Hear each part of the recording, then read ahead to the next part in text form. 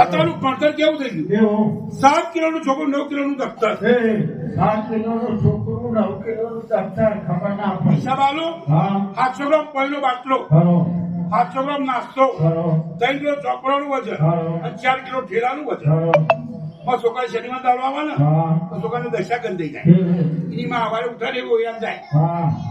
ઉઠ્યા હજી ઉઠ્યો નહીં, રાતે રોજ પીવાય છે.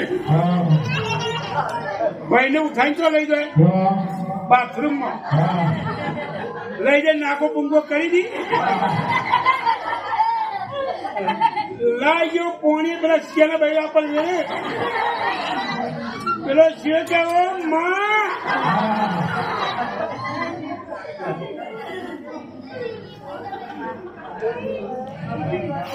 આવું થયું છે તમારે પકવવાની છે.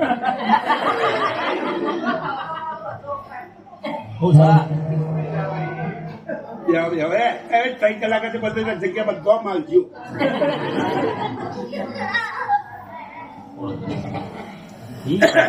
ભાઈ વિષ્ણુભાઈ અમારા પરમાં કોઈને નવરાઈ ડ્રેસ કરી, પછી માથામાં તેલ નાખ્યું, બધું આમનું.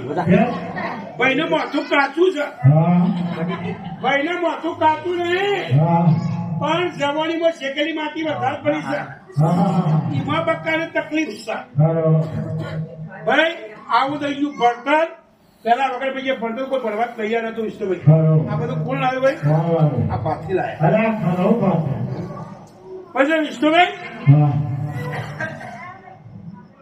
પેલા ચકલીઓ હતી, પૂણી ખેંચી લાવતી. હમણાં 10 ઢોરો 10 માણસ હોય, પણ એમને પૂનમ ક્યારે ઉભુટુકની જરૂર નથી પડતી. અત્યારે તો ઘર વગર ચકલી હોય ને, હાથ વાગે પાણી આપતું હોય ને તો સ્વાગત કીધું ઢોકળા તું ક્યારે જ મારે એટલે કે દીકરા જા, એટલે કે દીકરા જા, એક બાર આજા જા જા.